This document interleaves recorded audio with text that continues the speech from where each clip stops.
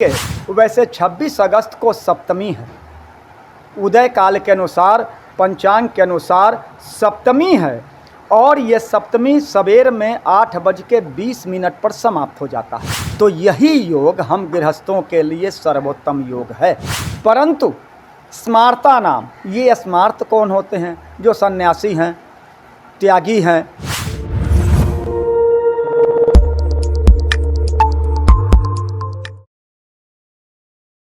नमस्कार, आप देख रहे हैं SSR ट्यूब। मैं देवेंद्र सिंह लड्डू।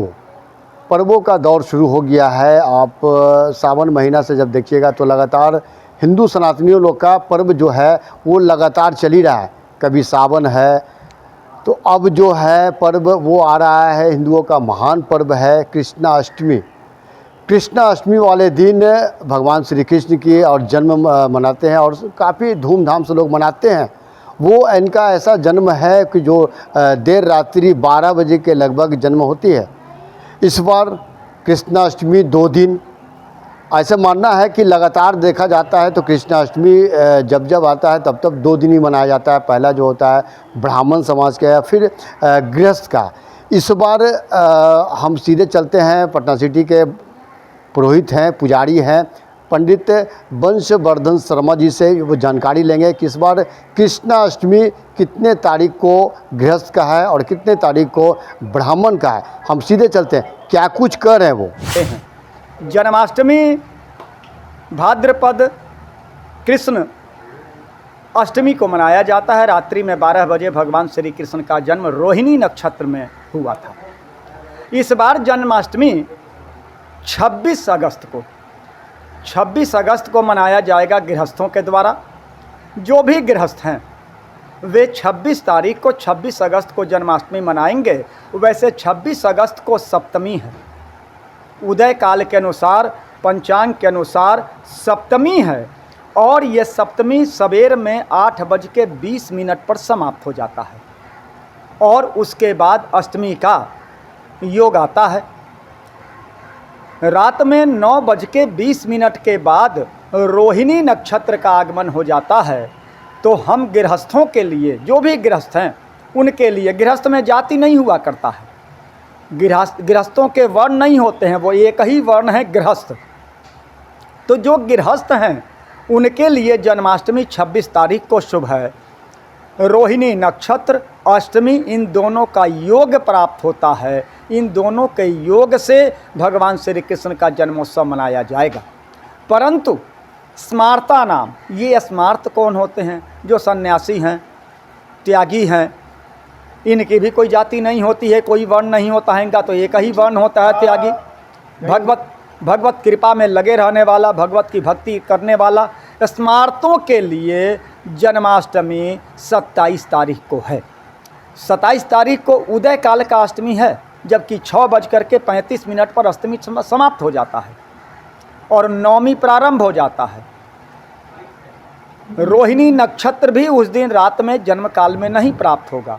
तो कहा यह जाता है कि जो स्मार्त होते हैं, सन्यासी होते हैं, कम समय में भी चूँकि वो त्यागी होते हैं, दिन रात भगवत भक्ति में लगे हैं, उनके लिए मुहूर्त की विशेष उपयोगिता नहीं होती है। मुहूर्त हम गृहस्थों को चाहिए, इसीलिए हम लोगों के लिए जन्माष्टमी 26 तारीख को शुभ होगा।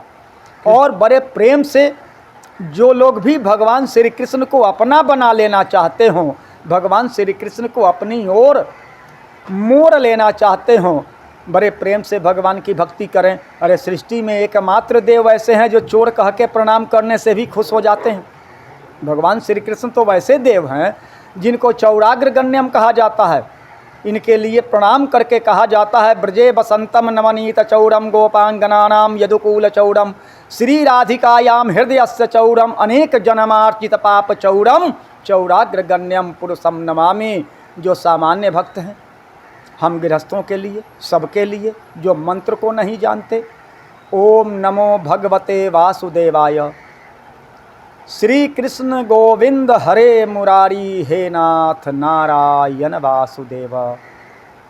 बड़े आराम से इन 2 में से किसी एक मंत्र को, श्री कृष्ण गोविंद हरे मुरारी, हे नाथ नारायण वासुदेव, इस मंत्र के द्वारा कृष्ण को अपनी ओर आकृष्ट करें, कृष्ण में भक्ति दिखाएं और कृष्ण के बाल स्वरूप का पूजन करें। बाल स्वरूप के पूजन में सामान्यतया कृष्ण के लिए, बाल स्वरूप के लिए एक मंत्र आता है, करारविंदम न पदारविंदम मुखारविंदे विनिवेशयन्तं वटस्य पत्रस्य पुटे शयानं बालं मुकुन्दं हृदय स्मरामि, बालं मुकुन्दं मनसा स्मरामि। जो वट के पत्र पर, बड़ के पत्ते पर मुंह में अंगूठे को धारण किए हुए, पैर के अंगूठे को धारण किए हुए जो बाल अवस्था में कृष्ण हैं, उस कृष्ण को नमन करते हैं, उनको हृदय में से नमन करते हैं, मन से नमन करते हैं, याद करते हैं। लेकिन इस तरह के इस स्वरूप का ध्यान करें और श्री कृष्ण गोविंद हरे मुरारी, हे नाथ नारायण वासुदेवाय, इस मंत्र का जप करें। और बाल स्वरूप है, बच्चों को दूध प्रिय है, भगवान श्री कृष्ण को दूध का भोग लगाएं। और कृष्ण के विषय में तो ऐसे भी कहा जाता है कि वो तो माखन चोर थे, तो जिसने खाने के लिए माखन चोरी की, इसका मतलब अत्यंत प्रिय है, उन्हें माखन का भोग लगाएं। माखन में मिश्री प्रयास करें वो धागे वाली मिश्री हो तो ज़्यादा अच्छा है। मिश्री का भोग लगाएं, माखन का भोग लगाएं। भगवान कृष्ण इस माखन और मिश्री से अत्यंत प्रसन्न होते हैं, इसमें जरा भी संदेह नहीं है। और भगवान कृष्ण भक्तों के मनोकामना को पूर्ण करने के लिए सदैव उनके हृदय में निवास करने का प्रयास करते हैं। बस अंतर यही है कि हम उन्हें अपने हृदय में निवास करने के लिए स्थान तो दे दें।